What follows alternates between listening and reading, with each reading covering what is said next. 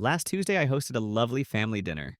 For dessert, I served my husband, my mother in law, and our entire extended family a 12-minute video of my husband cheating on me with his mistress in our living room.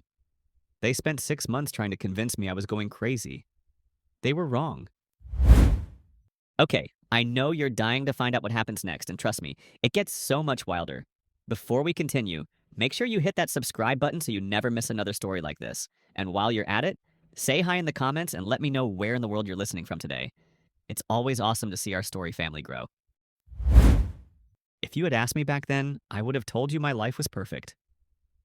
I was married to David, a man I considered my rock, my partner in everything.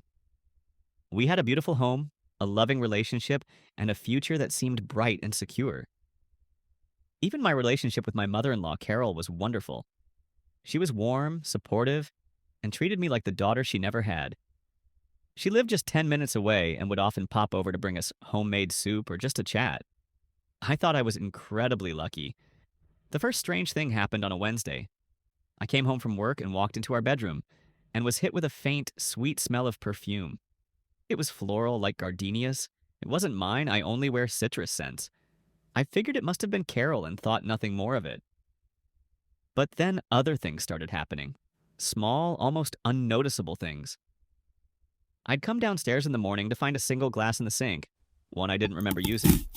One afternoon, the throw blanket on the living room couch was folded differently than how I always leave it. I started hearing things at night, too. Faint creaks from upstairs when David was right beside me, a soft thud from the hallway. Each time I'd mention it to David, and each time he would have a perfectly logical explanation. "You probably just forgot you got a glass of water, honey. You've been so stressed at work lately," he'd say, rubbing my shoulder with a concerned look on his face. The blanket? Maybe the cat was playing on it. We don't have a cat. Just a joke, babe. You're just tired. The house is old, Claire. Old houses make noises. You've never noticed before? He was so calm, so reasonable that I started to believe him. I was stressed at work.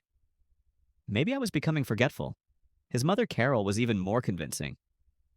I mentioned the perfume to her one day, and she just laughed warmly. "Oh, honey, that was probably me. I came by to drop off that lasagna recipe for you yesterday when you were out. I completely forgot to tell you, see? We're both getting forgetful," she said with a wink. It made perfect sense. Full story on channel. Link below.